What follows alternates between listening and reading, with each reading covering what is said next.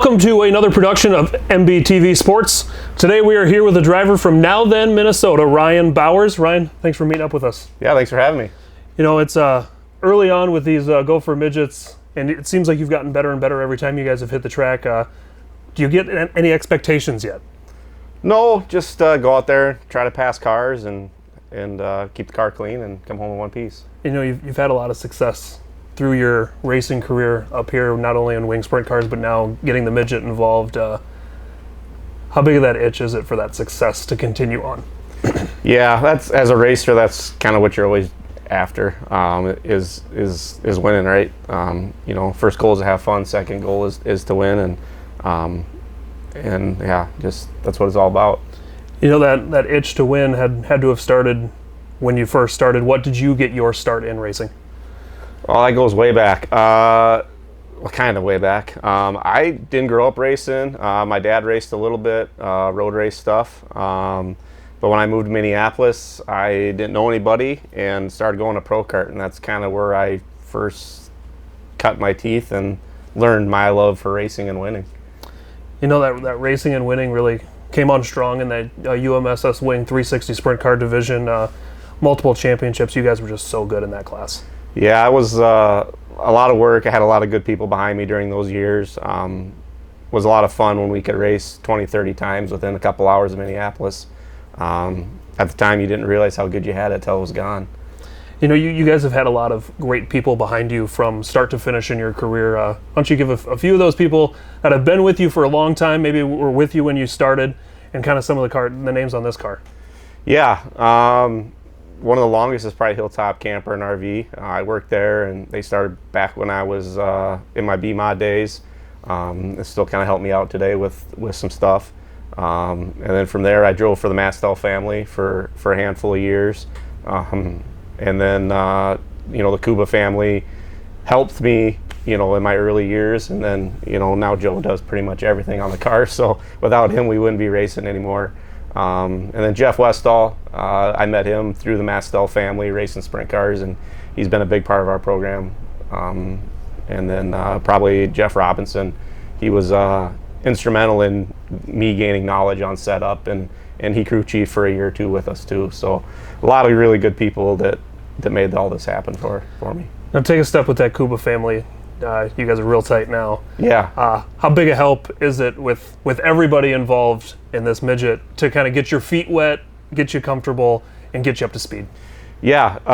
Been a little bit of a learning curve for me driving, Joe working on it, and Joseph has actually been helping us too.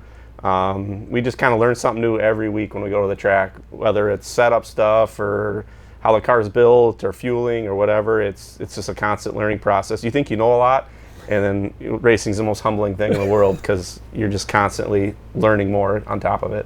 Well, especially in this division, you're racing against the guy that's put on a billion laps all over the Midwest to a guy that's 17 years old, and kind of puts it on you sometimes. It kind of makes you wonder what the heck you're doing. Yeah, it's for sure different being the old guy now. You know, these kids are so talented, so young now, and just trying to keep up with them and do everything you can is a challenge every night. You know, how nice is it to be able to race on a weeknight and have a free broadcast for people that don't get to come out to see you race, or you get to watch that afterwards? Yeah, we're pretty lucky to be able to have that because a lot of people can't get to the races on a Wednesday night. So for them to be able to tune in at home or after the fact, so to speak, they get busy on Wednesday night, they can tune in Thursday or Friday or whenever's convenient for them. We're very fortunate to have that. Where do you see this class kind of continuing to evolve over the next couple of years? Hopefully we just keep growing with cars. You know, for me personally, it worked really good the last couple of years trying to race sprint cars with the boys racing, and now Bella will be starting here next year. For us to have our weekends free to go race with them, and then I can race during the week, it really works good for guys like me. And I'm sure there's some other guys that may be in the similar boat. I really wanted to touch on the boys. Kind of let everybody know what the boys run and just how incredible it is to watch your boys go around the track. Yeah, so we race out at Stockholm Karting Center. It's 0.6 of a mile road course asphalt. And they race what's called a Mini Swift, which is a two-stroke purpose-built go-kart engine. So it's their first year doing that, and then like I said, Bella will be 5 finally next spring, so she'll be able to turn her first racing laps. So she's gotten a couple practice laps in, which has been fun to see too. Now, with a great racing background that your wife has, do you feel like she ever gets the itch to maybe get in one and see what it's like? Oh, I don't think the itch has ever gone away. She would love to get in one. I'd love to see her turn some laps in ones. And if the timing's ever right, I think that'll happen. Now, is there a track that you'd like to see these midgets get to besides Thunder Hill, or do you think Thunder Hill is just a great? I know it's a great starting point, but then you could probably name so many different places. Yeah, for me, Thunder Hill is everything that I need in a midget track. It would maybe be fun to try a couple other tracks. I personally don't have any desire to go to any big tracks, but I know some of the other guys want to. I grew up cutting my teeth at Princeton, so that would be kind of a fun track, close to home for me, for a lot of my fans. That'd probably be number one on my list of tracks to add to. Do you think you'll get the boys out to in the kart at Thunder Hill at all? I don't know if we'll do any karting stuff. I'd like to see them get in a midget, at some point. Time will tell how that program goes, but for now we're really happy doing with the karting stuff we're doing, and they're always begging me to race whatever they can. So we'll see what happens. Time always changes, but right now we're all pretty happy. Coming from a winged background, what was the biggest difference from that wing car to this one? Just the size, like that there's nothing in front of me really.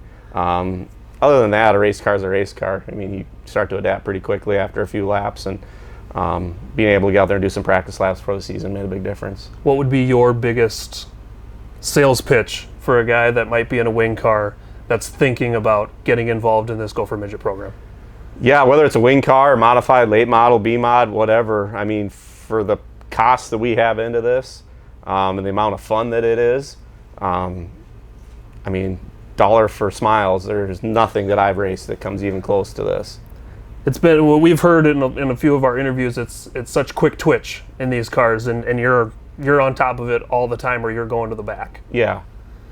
What's the big difference for quick twitch for some of these guys that might be running a mod or a late model or a wing car? Yeah, I noticed that a little bit. I would say the competition and how fast you're constantly maneuvering around guys. Like, you think you're clear, and all of a sudden here comes a slide job, and now you're checking up and cutting back underneath them. That's where I saw the biggest difference. Driving it, to me, by yourself wasn't a huge, coming from the 410 wasn't a huge change.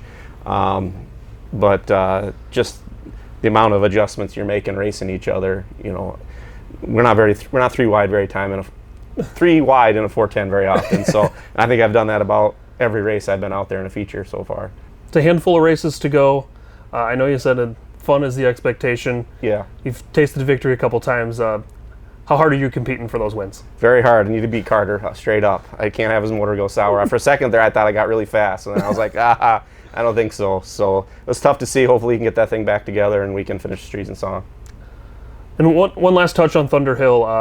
How important is a track like that gets this kind of excitement every night on a Wednesday night for not only the karting, but for these guys?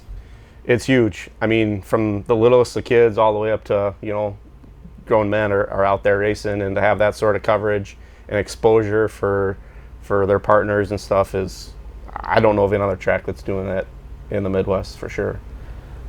MBTV Sports, this is Ryan Bowers. Ryan, thanks for sitting down with us. Awesome, thank you.